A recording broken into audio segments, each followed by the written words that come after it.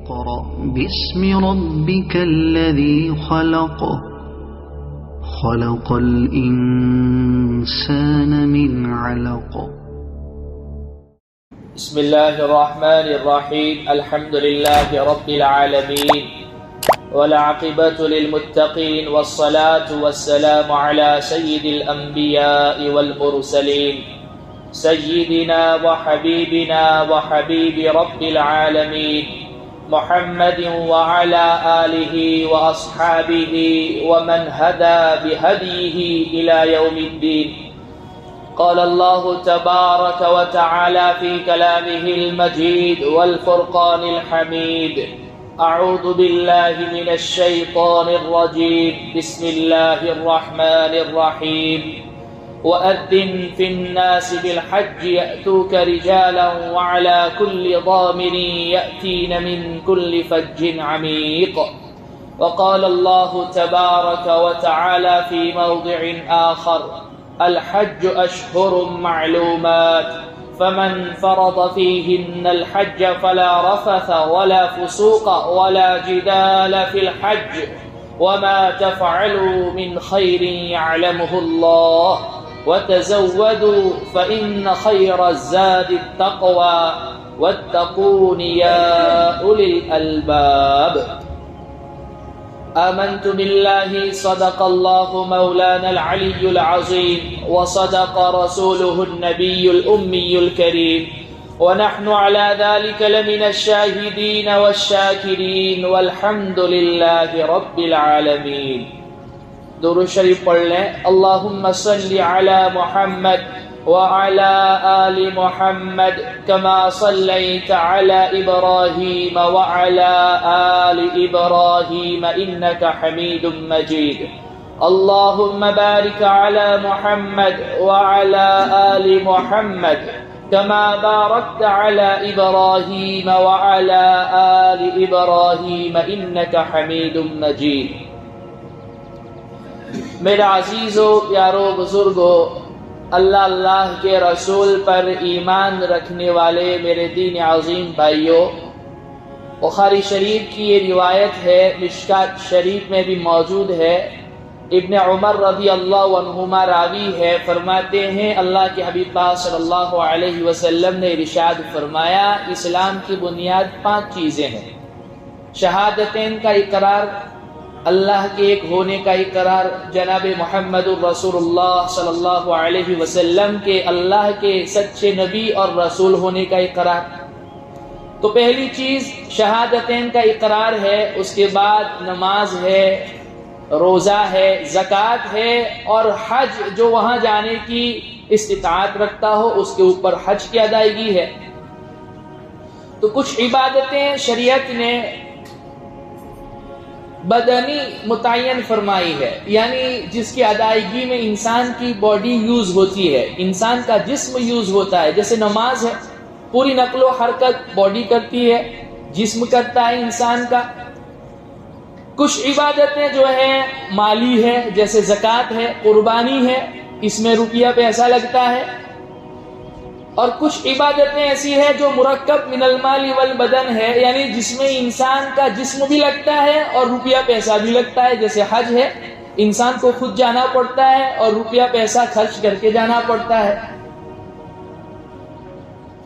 تو یہ جو ابھی مہینے چل رہے ہیں یہ حج کے ایام ہے، حج کے مہینے ہیں.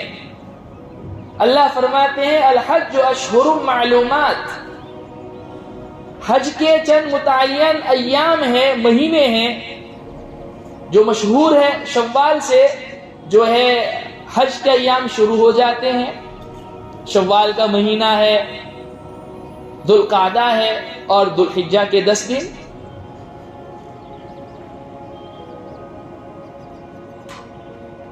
تو چونکہ حج کے ایام شروع ہو گئے ہیں اس لیے مناسب یہی معلوم ہوتا ہے کہ اس فریضہ حج کی ادائیگی کے متعلق کچھ اہم باتیں اور کچھ مسائل آپ لوگوں کے سامنے رکھے جاویں. دعا کریں اللہ سبحانہ و تعالی مجھے حق بات حق طریقے سے حق نیت سے کہنے کی توفیق عطا فرماوے اور ہم تمام کو عمل کی نیت کے ساتھ، یاد رکھنے کی نیت کے ساتھ، دوسروں تک پہنچانے کی نیت کے ساتھ سننے کی توفیق عطا فرماوے۔ تو ابن عمر رضی اللہ عنہما فرماتے ہیں کہ اسلام کی بنیاد 5 چیزیں ہیں: ایمان، کلمہ شہادت، شہادتین کا اقرار، رمضان کے روزے، مالدار حضرات کے لیے زکوٰۃ کی ادائیگی اور مالدار حضرات کے لیے حج کی ادائیگی۔ تو حج کس کے اوپر فرض ہے؟ سب سے پہلا مسئلہ، سب سے پہلی بات کہ وہ شخص جس کے پاس مکہ المکرمہ آنے جانے کا خرچہ موجود ہے، سواری کا، نان نفقے کا، اور اپنے پیچھے اپنے گھر والوں کا انتظام موجود ہے،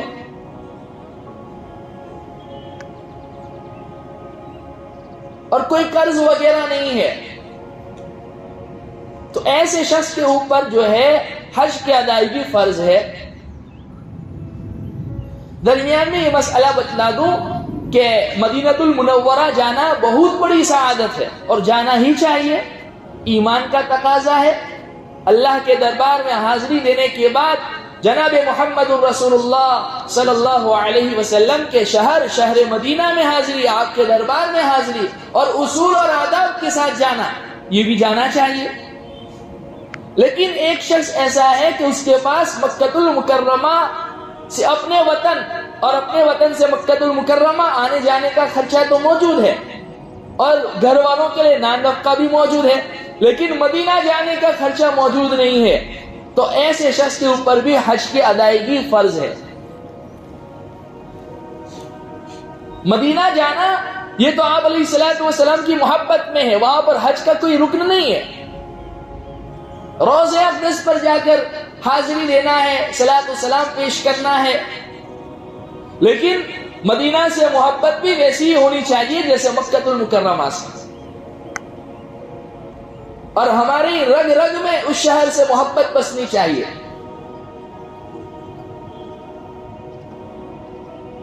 تو جس شخص کے پاس آنے جانے کا خرچہ موجود ہے، سواری کا انتظام موجود ہے، گھر والوں کا اپنے پیچھے نان نفقے کا انتظام موجود ہے، تو ایسے شخص کو چاہیے کہ اول وہلے میں فریضہ حج کی ادائیگی کرے۔ درمیان میں یہ مسئلہ بھی بتلا دوں کہ یہ حج کا فریضہ ایک ایسا فریضہ ہے کہ اگر حج کے ایام میں کسی شخص کے پاس آنے جانے کا خرچہ موجود ہے، سواری کا انتظام موجود ہے، اپنے پیچھے اپنے گھر والوں کے لیے نان نفقے کا انتظام موجود ہے، اور کسی قسم کی کوئی رکاوٹ نہیں، کوئی بیماری نہیں، کوئی عذر نہیں، اس کے باوجود اگر وہ شخص اپنا فریضہ حج ادا نہ کریں اور ایام گزرنے کے بعد اگر وہ آئندہ چل کر فقیر ہو جائے، غریب ہو جائے، تو ایسا نہیں ہے کہ اس کے اوپر سے فریضہ حج یہ ساقط ہو جائے گا، بلکہ اس کے ذمے وہ فریضہ رہے گا، اس لیے کہ اس کے اوپر وہ فریضہ جو ہے فرض ہو چکا تھا، لیکن اس کے باوجود اس نے کیا نہیں۔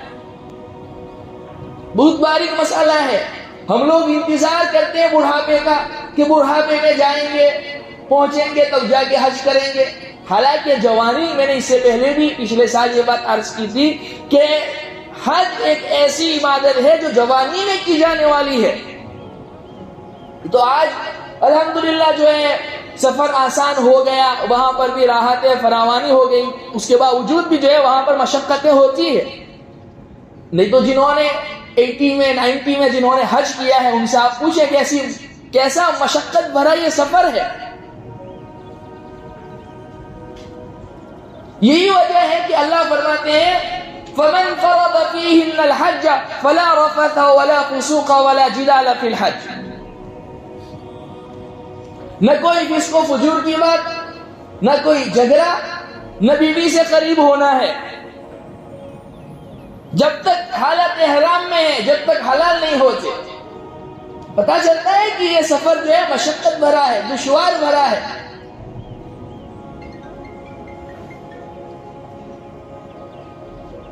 تو یاد رکھیے جن کے اوپر فریضہ حج آ چکا ہے، انہیں جیسے ہی یہ فریضہ ان کے اوپر عائد ہو جائے، فرض ہو جائے، شرائط پورے ہو جائے، تو فوراً یہ فریضہ ادا کر لینا چاہیے. روپیہ پیسہ آنے جانے والی چیز ہے، آئندہ چل کر کیا پتا کہ اس کے پاس وہ روپیہ پیسہ موجود رہتا ہے نہیں رہتا ہے. اب آئندہ چل کر آپ کے پاس اتنا پیسہ ہی نہیں ہے، لیکن آپ کے ذمہ وہ فریضہ باقی ہے، جبکہ وہ ایام جن ایام میں آپ کے پاس آنے جانے کا انتظام تھا، آپ نے وہ فریضہ حج ادا نہیں کیا. آئندہ اس کی قضا آپ کے ذمہ رہے گی. اور کتنی سخت وعید جناب محمد الرسول اللہ صلی اللہ علیہ وسلم نے ارشاد فرمائی کہ اللہ نے جس کو صحت دی، تندرستی دی، روپیہ پیسہ دیا، سواری کا انتظام موجود ہے، نان نفقے کا انتظام موجود ہے، پیچھے گھر والوں کا انتظام موجود ہے، اس کے باوجود اگر اس نے فریضہ حج ادا نہ کیا، آپ نے ارشاد فرمایا فعلیہ ان یموت یہودیا او نصرانیا او کما قال علیہ الصلاۃ والسلام، تو چاہے وہ یہودی ہو کر مرے، نصرانی ہو کر مرے، عیسائی ہو کر مرے، ہمیں اس کی کوئی پرواہ نہیں ہے. گرچہ اگر کوئی شخص، کوئی مسلمان فریضہ حج ادا کیے بغیر، جبکہ اس کے ذمے وہ فریضہ آ چکا تھا، دنیا سے رخصت ہو جاوے، اس کا انتقال ہو جاوے، تو یہ نہیں کہا جائے گا کہ وہ کفر کی حالت میں مرا. لیکن اس عمل کو چھوڑنے کی سنگینی میرے اور آپ کے نبی صلی اللہ علیہ وسلم بتلا رہے ہیں کہ جیسے عیسائیوں کے نزدیک حج کی کوئی اہمیت نہیں، یہودیوں کے نزدیک حج کی کوئی اہمیت نہیں، ویسے ہی یہ شخص ہے جس کے نزدیک حج کی کوئی اہمیت نہیں.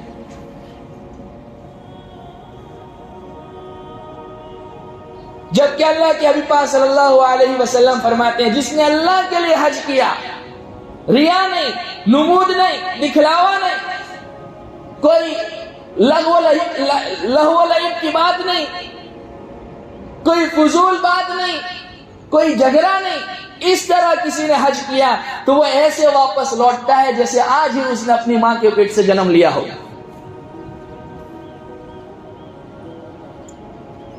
اور انسان یوں سمجھتا ہے کہ آج کل چونکہ کمیٹی میں بھی 4 لاکھ روپے ہو گئے، پرائیویٹ جائے تو 8 لاکھ ہے، 10 لاکھ ہے، 6 لاکھ ہے، 7 لاکھ ہے، تو انسان یوں سمجھتا ہے کہ حج بہت مہنگا ہو گیا. لیکن میں آپ کو ایک عجیب و غریب حدیث بتلاؤں. اللہ کے نبی پاک صلی اللہ علیہ وسلم نے یہ بات ارشاد فرمائی، اور آپ کی بات کا ہمیں اس سے زیادہ یقین ہے جتنا سورج کے نکلنے کا مشرق سے اور مغرب میں ڈوبنے کا یقین ہے، کہ جس نے اس سفر میں، سفر حج میں، سفر عمرہ میں اپنی ذات پر 1 روپیہ خرچ کیا، فضول خرچی نہیں، اسراف نہیں، اپنی ضروریات میں استعمال کیا، تو اللہ سبحانہ و تعالی اس کو حرم کی 700 نیکیوں کا اجر عطا فرماتے ہیں. صحابہ نے پوچھا یا رسول اللہ حرم کی نیکی کیا ہے؟ آپ نے ارشاد فرمایا 1 لاکھ نیکی کا اجر اللہ عطا فرماتے ہیں. تو 1 روپیہ اپنی ذات پر خرچ کرنا ہے، دوسروں پر نہیں خرچ کرنا ہے، اپنی ذات پر خرچ کرنا ہے، اور 7 کروڑ نیکی 1 روپیہ خرچ کرنے پر اللہ سبحانہ و تعالیٰ اس سفر میں عطا فرماتے ہیں. اس لیے کنجوسی کا ڈر نہیں رکھنا چاہیے، بخل کا ڈر نہیں رکھنا چاہیے. آنے جانے کا انتظام موجود ہے، اولے پہلے میں یہ سفر باندھ لو، آئندہ صحت رہتی ہے نہیں رہتی ہے، روپیہ پیسہ رہتا ہے نہیں رہتا ہے، یہ فریضہ حج ادا کرو. اور اللہ کتنے کریم ہے، کتنے غفور ہے، کتنے رحیم ہے کہ زندگی میں 1 مرتبہ ہے، اور کس پر ہے؟ جن کے پاس استطاعت ہے ان کے اوپر ہے، ہر ایک پر نہیں ہے. یہ بھی نہیں کہا کہ تم قرضہ لے کر جاؤ، جب آپ کے اوپر ہے ہی نہیں تو قرضہ لینا ہی نہیں. حالانکہ اللہ ان لوگوں کے لیے جن کے پاس خوب روپیہ پیسہ موجود ہے ایک نصاب متعین کر دیتا، اور ان کے لیے ہر سال فریضہ حج کی ادائیگی کر دیتا. لیکن کتنے کریم ہے، کتنے رحیم ہے، کتنے غفور ہے، زندگی میں 1 مرتبہ مانگا ہے. نماز روزانہ 5 وقت کے لیے، روزے سال میں 1 رمضان کا مہینہ، زکوٰۃ سال میں 1 مرتبہ، فریضہ حج زندگی میں 1 مرتبہ. پھر یہ فضیلت کی بات ہے کہ کوئی شخص جو ہے اپنا فریضہ حج ادا کرنے کے بعد ہر 4 سال میں یا 5 سال میں 1 مرتبہ حاضری دیتا ہے، حدیث قدسی اللہ سبحانہ و تعالیٰ فرماتے ہیں جنہیں میں نے صحت دی، تندرستی دی، روپیہ پیسہ دیا، اب کوئی عذر مانے نہیں ہے میرے دربار میں آنے کے لیے۔ ایک روایت میں ہے 4 سال، ایک روایت میں ہے 5 سال، اگر وہ ہمارے دربار کی حاضری نہ دے لمحروم، تو وہ محروم ہے۔ بہت سے لوگ یہ ہمیں راستے بتلاتے ہیں کہ زیادہ حج پر جانے کی کیا ضرورت ہے، زیادہ عمرہ کرنے کی کیا ضرورت ہے، کسی غریب کی مدد کر دیں۔ بے شک اس میں کوئی شک نہیں، واقعی صرف آپ کے پاس اتنا ہی پیسہ ہے کہ آپ آ جا سکتے ہیں اور آپ فریض حج ادا کر چکے ہیں اور کسی غریب کی مدد کرنا جو ہے ضروری ہے، تو اس صورت میں تو یہی مقدم ہے کہ آپ اس کی مدد کر دو۔ لیکن آپ کے پاس خوب روپیہ ہے، آپ غریب کی مدد بھی کر سکتے ہیں، بار بار آ جا بھی سکتے ہیں، تو پھر اس صورت میں حکم یہ ہے کہ اس فضیلت کو چھوڑنا نہیں چاہیے۔ تابعوا بین العمرۃ والحج، حج اور عمرے پہ در پہ کرو، یہ فقر کو، گناہ کو ایسے ختم کر دیتا ہے جیسے لوہے کی بھٹی جو ہے وہ میل کچیل کو، سونے چاندی لوہے کے میل کچیل کو ختم کر دیتی ہے۔ ایسا آج تک کوئی بندہ نہیں ملا جس نے یوں کہا ہو کہ میں نے حج کیا، میں نے عمرہ کیا اور میں غریب ہو گیا۔ الشیطان یعیدکم الفقر ویأمرکم بالفحشاء، شیطان تو تمہیں فقر سے ڈراتا ہے اور غلط باتوں کا، بے حیائی والی باتوں کا حکم کرتا ہے۔ واللہ یعیدکم مغفرۃ منہ وفضلا، ایک طرف شیطان کی دعوت ہے فقر کی اور بے حیائی والی باتوں کی، دوسری طرف اللہ دعوت دے رہے ہیں مغفرت کی، اور اللہ فرماتے ہیں ومنہ وفضلا، کہ ہم دنیا میں روزی میں اضافہ کریں گے، جتنا پیسہ خرچ کیا ہے اس سے دگنا ہم لوٹا کر دیں گے، یہ ہمارا وعدہ ہے۔ اس لیے اس فریضہ حج کو اول پہلے میں ادا کرنا چاہیے اور طلب پیش کریں اللہ سبحانہ و تعالیٰ کو۔ سچی طلب والوں کو اللہ قبول فرماتے ہیں۔ روپیہ پیسہ تو ایک سبب کے درجے میں ہے، لیکن واقعی اللہ کسی بندے کی سچی طلب ہے، روزانہ اللہ سے دعا بھی کر رہا ہے، کوشش بھی کر رہا ہے، جو اپنے سے بن پڑتا ہے جمع کر رہا ہے، اللہ سبحانہ و تعالیٰ جو ہے ایک وقت آئے گا اس کی طلب پر اس کو بلائے گا۔ ہم نے ایسے کئی سارے لوگ دیکھے جو ہر سال پکنک کے نام پر کئی لاکھوں روپے خرچ کر دیتے ہیں، لیکن اگر ان سے پوچھا جائے آپ نے فریضہ حج ادا کیا تو ان کا جواب نہ میں ہوتا ہے۔ کبھی عمرہ نہیں نصیب ہوا، کبھی حج نصیب نہیں ہوا۔ اور کئی سارے لوگ آپ کو ایسے ملیں گے جنہوں نے 50 حج کیے اور بظاہر اسباب کوئی موجود نہیں۔ سچی طلب پر اللہ سبحانہ و تعالیٰ بلاتے ہیں، اللہ کو سچی طلب دکھلائیں۔ ہمارے لکھنؤ کے ایک بہت بڑے عالم کبیر، وہ جب ان کا گجرات کا دورہ ہوا تو ایک تو ہمارے بھروچ شہر کی ندی ہے نرمدا، جو گجرات کی سب سے بڑی ہے، اور دوسری ایک ندی جب آپ بھروچ سے اس طرف ممبئی کی طرف آتے ہیں سورت میں، تاپی جس کو کہا جاتا ہے، اگر کسی نے تاریخ پڑھی ہو تو اس میں جو ہے نا اس کا پہلا پرانا نام، تاریخی نام بابو مکہ تھا۔ حاجیوں کے قافلے وہاں سے جو ہے سمندر کے راستے سے جہازوں کے ذریعے جاتے تھے۔ تو جب وہاں پہنچے تو اللہ سبحانہ و تعالیٰ سے کہا اے باری تعالیٰ میں مکہ کے دروازے باب مکہ پر آ گیا، اب آگے کے وسائل میرے پاس موجود نہیں ہیں، میں نے اپنے بس کا کام کر لیا، آگے کا انتظام تو بنا۔ اللہ سبحانہ و تعالیٰ نے اسی سال حج کے لیے قبول فرما لیا۔ اللہ کے لیے کیا مشکل ہے؟ یہ ہمارے مسائل ہے، کیسے ہوگا، کیوں کر ہوگا۔ ہم اسباب کے محتاج ہیں، اللہ محتاج نہیں ہے۔ اللہ کے لیے کوئی چیز مشکل نہیں ہے، وہ تو اسباب کو بنانے والی ذات ہے، اس کے لیے کیا مشکل ہے۔ مولانا محمد ادریس کاندھلوی رحمۃ اللہ علیہ نے ایک احکام القرآن تو مفتی محمد شفیع صاحب رحمۃ اللہ علیہ کی ہے، اور ایک معارف القرآن مفتی محمد شفیع صاحب رحمۃ اللہ علیہ کی ہے، اور ایک معارف القرآن مولانا محمد ادریس کاندھلوی رحمۃ اللہ علیہ کی ہے۔ انہوں نے اس میں معارف القرآن میں یہ واقعہ لکھا ہوا ہے کہ گولاہا تھا۔ گولاہا سمجھتے ہیں؟ گائے بھینس بکریاں چلانے والا اور اس کا دودھ دوہنے والا. تو اس کے دل میں سچی طلب تھی کہ اللہ بس کو انتظام کر دے, اللہ کے اگر حاضری دینی ہے. اب پہلے پرانے زمانے میں ٹرین جو ہے جہاں سے مطلب جس دریائی راستے سے حاجیوں کا قافلہ جانا ہوتا تھا وہاں پر ڈراپ کر دیتی تھی. روپیہ پیسہ کوئی نہیں, پاسپورٹ کوئی نہیں, اسباب کوئی نہیں, بس دل میں ایک سچی طلب ہے. اچھا اسے یہ بھی پتا نہیں کہ کون سی ٹرین حاجیوں کو جو ہے فلانی جگہ چھوڑنے والی ہے. کسی سے دریافت کیا تو کسی نے بتلا دیا یہ ٹرین جو ہے نا حاجیوں کو چھوڑنے والی ہے, اس میں بیٹھ گئے.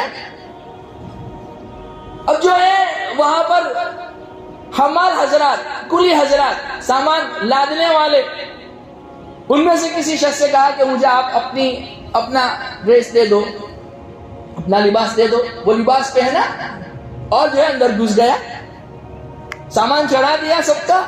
اب وہ وہاں سے اس نے جو ہے وہ کلی کا جو لباس تھا وہ باہر بھجوا دیا. اب جب جدہ آیا تو اس نے پہلے سے کسی کو کہہ رکھا تھا کہ جدہ جب آئے تو مجھے بتلا دینا. جدہ آیا تو اس نے جو ہے سمندر میں چھلانگ لگا دی. اب کبھی ڈوب رہا ہے کبھی نکل رہا ہے, ڈبکے کو تنکے کا سہارا, ایسے تیسے کر کے جو ہے وہ ساحل سمندر پر پہنچا.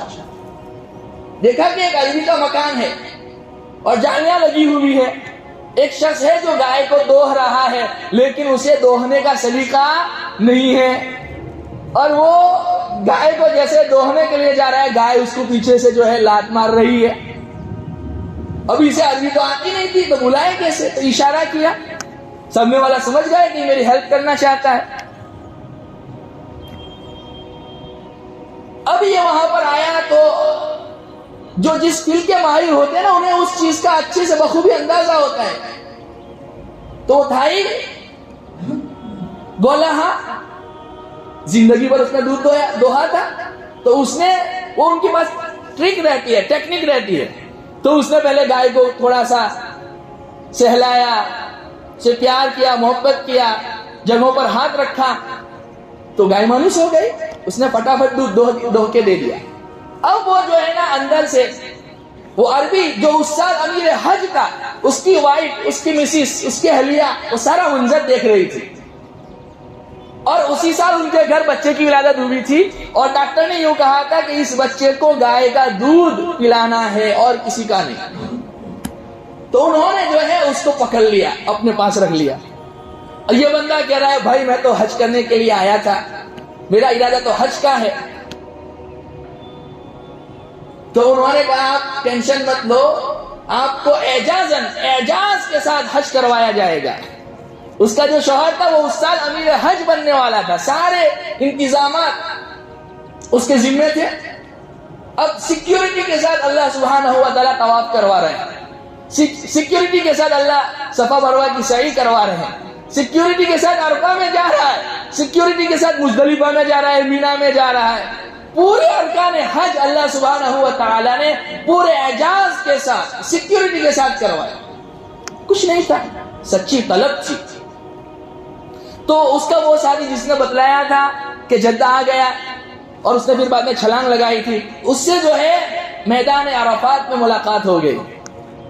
یہ سیکیورٹی کے ساتھ ہے, دعائیں کر رہا ہے, وہ بھی قریب میں ہے, اس کو دیکھ رہا ہے. کہا کیسے ہوا؟ کہا بس اللہ نے ایسے ایسے انتظام بنایا, پوری داستان بتلائی. تو اس لیے اس واقعے کا مقصود یہ ہے کہ ہم اللہ کو سچی طلب دکھلائیں,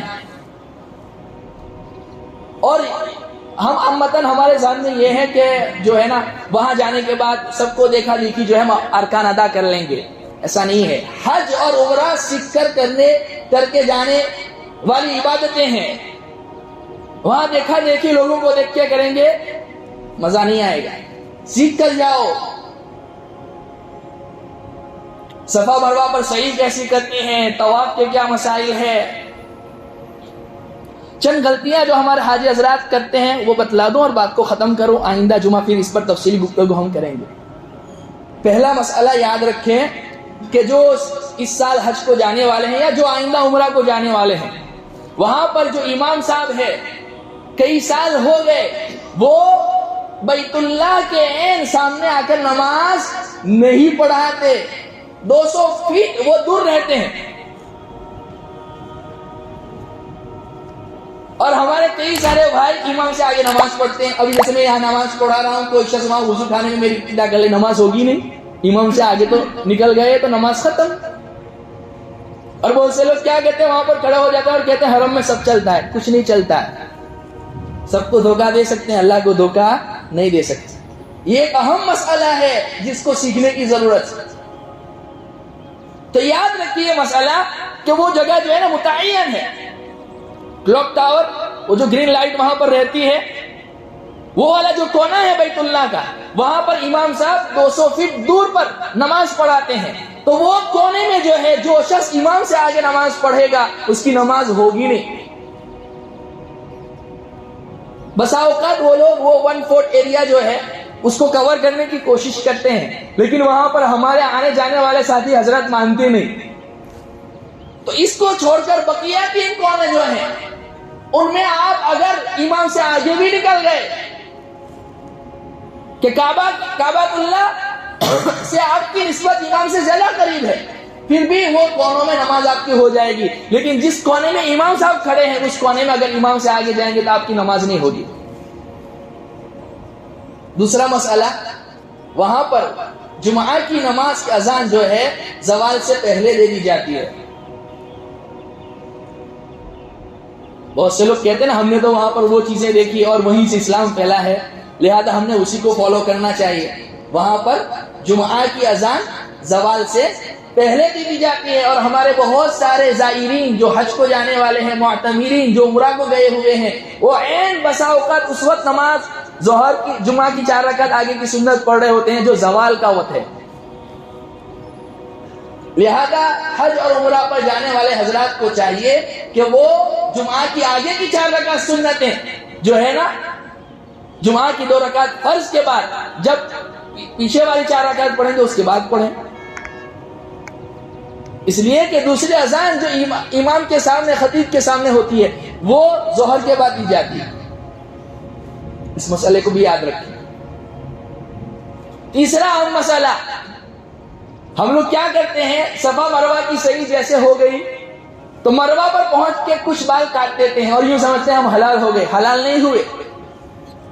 1/4 بال کا کاٹنا یہ ضروری ہے، واجب ہے. وہ بھی یا تو حلق کریں یا قصر کریں. اور یاد رکھیے جب تک آپ کے پورے بال مڑ نہیں دیے گئے، 1/4 بال مود نہیں دیے گئے یا قصر نہیں ہوا، اس وقت تک آپ حلال نہیں ہوئے. اور وہاں جب حجام کے پاس جائیں گے تو ان کے پاس خوشبو والا صابن ہوتا ہے، خوشبو والی شیمپو ہوتی ہے، تو اسے کہنا کہ یہ خوشبو والا شیمپو مت استعمال کرو، اس لیے کہ ابھی تک آپ حلال نہیں ہوئے. ہو سکتا ہے کہ دم آ جائے، آمدن تو صدقہ ہی آتا ہے، لیکن اگر کوئی بڑی غلطی ہو گئی تو دم بھی آ سکتا ہے. اسی لیے مسائل سیکھ کر جانے ہیں. اور خاص طور پر عورتوں کے جو مسائل ہیں وہاں سے وہ بہت اچھی طریقے سے جو ہے اس کی مشق کر کے جانی ہے کہ آپ کی اہلیہ آپ کے ساتھ ہے، یا آپ کی امی آپ کے ساتھ ہے، یا آپ کی بہن آپ کے ساتھ ہے، یا آپ کی بیٹی آپ کے ساتھ ہے. اور یہیں سے جاتے ہوئے جو ہے ان کے ایام شروع ہو گئے. احرام یہیں سے باندھنا ہے. اب جب وہاں پہنچنے کے بعد جب وہ پاک ہو جائے گی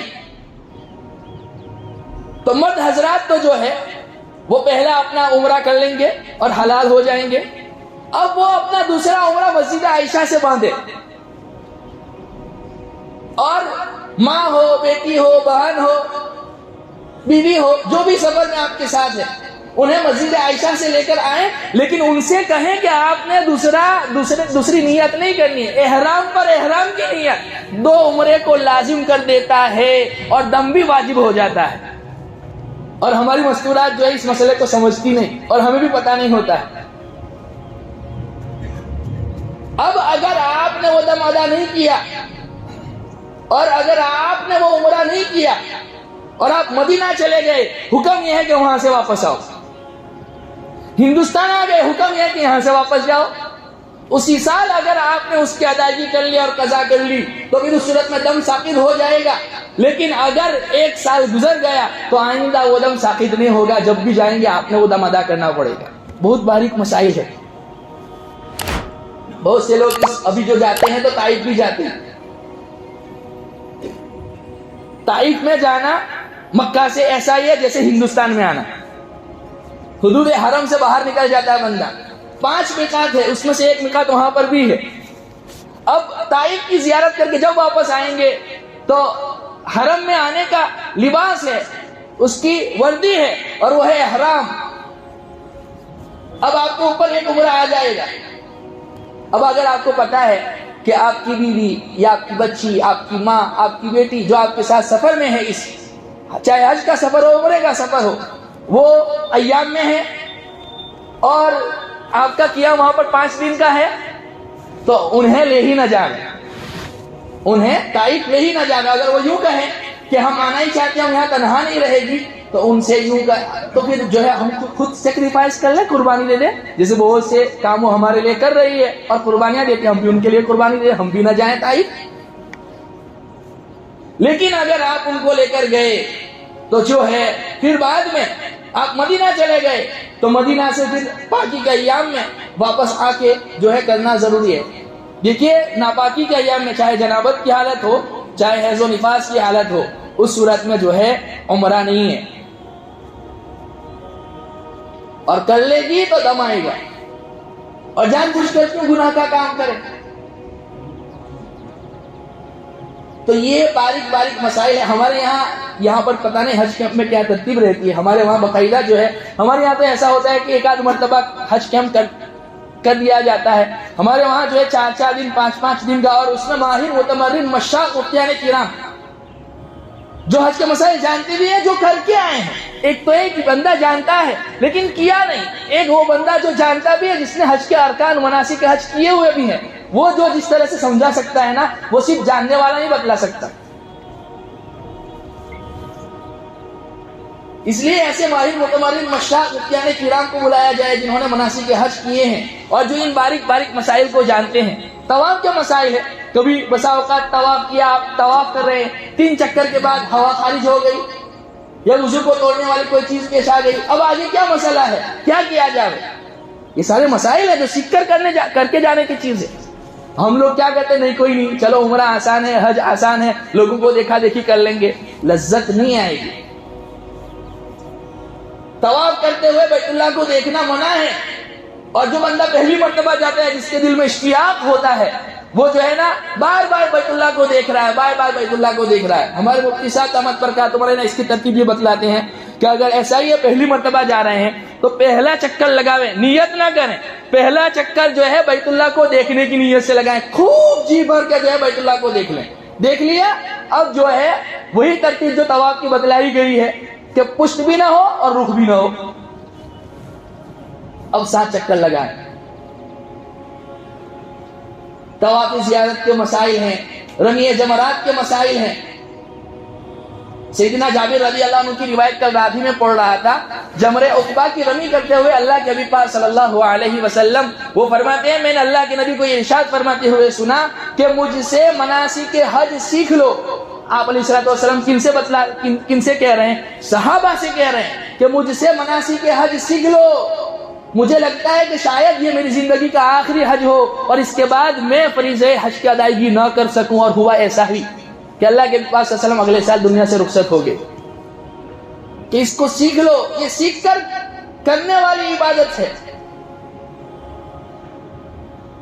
اسی طریقے سے جو ہے اور بھی بہت سارے مسائل ہیں, باریک باریک مسائل ہیں.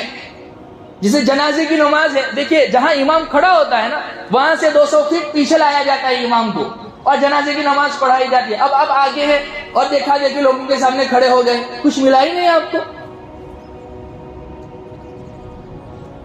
کوئی عربی آپ سے کہے گا لما ما صلیت صلاۃ الجنازہ, تو نے جنازے کی نماز کیوں نہیں پڑھی؟ اسے کہہ دینا چاہیے بھائی میں امام سے آگے ہوں, پیچھے نہیں ہوں. اب وہاں پر بہت سے لوگ کہیں گے کہ یہاں حرم میں تو سب لوگ کھڑے ہیں, تو ہی جاننے والا ہے. ان کا مسئلہ وہ جانے. دیکھا دیکھی ابھی ایک جگہ جانا ہوا, مسجد میں ویڈیوگرافی ہو رہی تھی, تو میں نے کہا کہ بھائی یہ چیز مسجد میں تو کم سے کم نہیں ہونی چاہیے. چلو ٹھیک ہے, آپ اسٹیج پر نکاح پڑھاتے ہوئے یہ کرتے ہوئے سب ساری چیزیں کر رہے ہیں, تو ہلکی چیز ہے وہ بھی نہیں ہونا چاہیے. لیکن مسجد میں ویڈیوگرافی, مسجد میں فوٹوگرافی, یہ تو کتنی بڑی جرأت ہے. تو ایک صاحب مجھ سے کہنے لگے کہ مفتی صاحب اس میں کیا بات ہے, حرم میں بھی تو ویڈیو ہو رہی ہے, یہ کوئی دلیل ہے؟ وہاں پر ہو رہا ہے, چلو حرم میں لوگ شراب پینے لگیں گے تو شراب حلال ہو جائے گی, اس لیے یہ کوئی دلیل نہیں ہے. قرآن اور حدیث ہمارا موقف ہے, ہمارا مرجع ہے. قرآن کیا کہہ رہا ہے, حدیث کیا کہہ رہی ہے, صحابہ کا عمل کیا کہہ رہا ہے, یہ دیکھنا چاہیے. نہ کہ یہ کہ وہاں پر کیا ہو رہا ہے, وہاں تو بہت سی چیز غلط ہو رہی ہے, تو کیا ہم اس طرح سے کریں گے؟ جنازے کی نماز کا مسئلہ بھی یاد رکھیں. اگر آپ امام سے پیچھے ہیں اور جنازے کی نماز پڑھ رہے ہیں تو کوئی بات نہیں, پڑھنی چاہیے, ثواب ملے گا آپ کو. لیکن اگر آپ آگے ہیں تو پھر پڑھنے کی کیا ضرورت ہے؟ چلو جنازے کی نماز تو ایسی ہے کہ اس کا یاد ہی نہیں ہے, اس کی قضا نہیں ہے. لیکن فرض نماز آپ حرم میں پہنچنے کے بعد غلط پڑھ رہے ہیں, غلط طریقے سے پڑھ رہے ہیں, تو اس سے بڑی محرومی کیا ہو سکتی ہے؟ کچھ لوگ ایسے ہیں جو وہاں پر جا کے امام کے پیچھے نماز نہیں پڑھتے. شیخ عبدالرحمن سدیس, شیخ ماہر معٹلی, یہ بڑے بڑے ائمہ جن کو اللہ نے کیسی سریلی آواز دی ہے, اور کیسے اللہ اپنے مسلح پر ایسے کمزور عقیدے والوں کو متعین کرے گا. ان کے پیچھے نماز نہیں پڑھتے, عزیزیہ میں نماز پڑھ لیتے ہیں. مولانا مکی دامت برکاتہ علیہ, اللہ ان کے درجات کو بلند کرے, انہوں نے بہت اچھی بات کہی کہ بہت سے لوگ پوچھتے ہیں کہ عزیزیہ میں اگر اپنی بلڈنگ میں ہم نے نماز پڑھ لی, حرم کی نیکی کا ثواب تو مل جائے گا, لیکن مسجد حرام کا ثواب نہیں ملے گا. مسجد حرام میں نماز پڑھنے کا کتنا بڑا ثواب ہے, 1,00,000 نماز کا ثواب ہے, اور پھر جماعت کے ساتھ 25-27 گنا بڑھ جاتا ہے, اور جتنا بڑا مجمع ہوتا ہے اتنا زیادہ ثواب. تو اس طرح اپنی نمازوں کو ضائع نہ کریں. اور ایک مسئلہ کہہ کے بات کو ختم کر دوں. ابھی چونکہ مطاف میں جو ہے وہ صرف عمرہ کرنے والوں کو جانے دیتے ہیں, باقی لوگوں کو نہیں جانے دیتے. اس میں علماء کی 2 جماعت ہے. ایک جماعت تو یوں کہتی ہے کہ اس کی شکل یہ ہے کہ آپ جو ہے 5 میقات ہے, 5 جگہ سے عمرہ کر لیں. لیکن چونکہ آپ علیہ الصلوۃ والسلام سے کثرت طواف ثابت ہے, کثرت عمرہ ثابت نہیں ہے. زندگی میں 4 مرتبہ آپ نے عمرہ کیا, اور 1 ہی مرتبہ حج کیا, اور 1 عمرے کی تو آپ نے قضا فرمائی. تو آفاقی کے لیے, یعنی حرم سے باہر رہنے والے شخص کے لیے طواف کرنا جو ہے افضل ہے. اللہ سبحانہ و تعالیٰ فرماتے ہیں, حدیث قدسی ہے, جس نے 50 طواف کیے وہ اس حالت میں لوٹتا ہے جیسے آج اس نے اپنے ماں کے پیٹ سے جنم لیا. اس کا مطلب یہ نہیں کہ 50 پر بس کر لینا چاہیے, لیکن چونکہ آپ پابندی ہے تو کیا کریں. تو مفتیان کرام کی بہت بڑی جماعت ہے, ہمارے مفتی صاحب خود اس بات کے قائل ہے, اور میرا بھی یہی نظریہ ہے کہ نوع من اللباس, لباس کی ایک قسم یہ چادریں بھی ہے. ہاں البتہ زبان سے انہیں یوں نہ کہے کہ میں عمرہ کرنے جا رہا ہوں, جھوٹ بولنا لازم آئے گا. ورنہ حرم جتنا محمد بن سلمان کا ہے, جتنا وہاں کے پرنسسوں کا ہے, اتنا ہی ہمارا بھی ہے. وَمَنْ أَظْلَمُ مِمَّنْ مَنَعَ مَسَاجِدَ اللَّهِ أَنْ يُذْكَرَ فِيهَا اسْمُهُ وَسَعَىٰ فِي خَرَابِهَا. اللہ کے گھر سے اگر روک دیا جائے گا لوگوں کو, تو لوگ کہاں کہاں چلے جائیں گے. اس لیے جو ہے آپ کوئی بات نہیں, حج کے لیے جا رہے ہیں, عمرہ کے لیے جا رہے ہیں, ایک مرتبہ اپنا عمرہ ہونے کے بعد, احرام سے فارغ ہونے کے بعد دوسری مرتبہ جب حرم میں جانا چاہتے ہیں اور مطاف میں جا کے طواف کرنا چاہتے ہیں, تو اس صورت میں جو ہے آپ وہی چادریں پہن کے احرام والی جا سکتے ہیں اور نفلی طواف کر سکتے ہیں. اچھا, پہلے جو ہمارا عمرہ ہوگا اس میں جو ہے نا حجر اسود کو بوسہ نہیں دینا ہے. اصل مسئلہ تو یہی کہ حجر اسود کو بوسہ دیا جائے, لیکن آج کل وہاں پر عمدہ خوشبوئیں لگائی جاتی ہے, اور ملتزم پر چمٹا بھی نہ جائے وہاں پر بھی خوشبوئیں لگائی جاتی ہے. اور احرام کی پابندیوں میں خوشبو کا نہ لگانا ہے, ناخن کا نہ کاٹنا ہے, بال وغیرہ کا نہ نکالنا ہے, یہ ساری چیزیں ہیں. سلے ہوئے کپڑے نہ پہننا ہے, چپل یا شوز ایسے نہ ہو کہ ابھرا ہوا حصہ ہمارا دھک جائے, یہ ساری پابندیاں ہیں. اب یہ سب ساری چیزیں کب کر لیں آپ؟ حجر اسود کو بوسہ, ملتزم کو چمٹنا, وہ سب جب آپ اپنا نفلی طواف کر رہے ہیں نا, اب آپ جو ہے حجر اسود کو بوسہ بھی دے سکتے ہیں, آپ ملتزم کو چمٹ بھی سکتے ہیں. تو یہ کچھ باریک باتیں تھیں جو آپ لوگوں کے سامنے رکھنی تھی. اللہ سبحانہ و تعالی جو ہے ہم تمام کو مقبول اور مبرور اصول اور آداب والے صحت اور تندرستی کے زمانے میں مائے اہل و عیال کے اس کے دربار کی حاضری، اس کے نبی کے دربار کی حاضری حج کی شکل میں بھی بار بار عطا فرماوے، عمرے کی شکل میں بھی بار بار عطا فرماوے. اس تعلق سے کچھ باتیں اور کچھ مسائل رہ گئے ہیں، وہ آئندہ جمعہ کو عرض کریں گے. وآخر دعوانا الحمدللہ رب العالمین.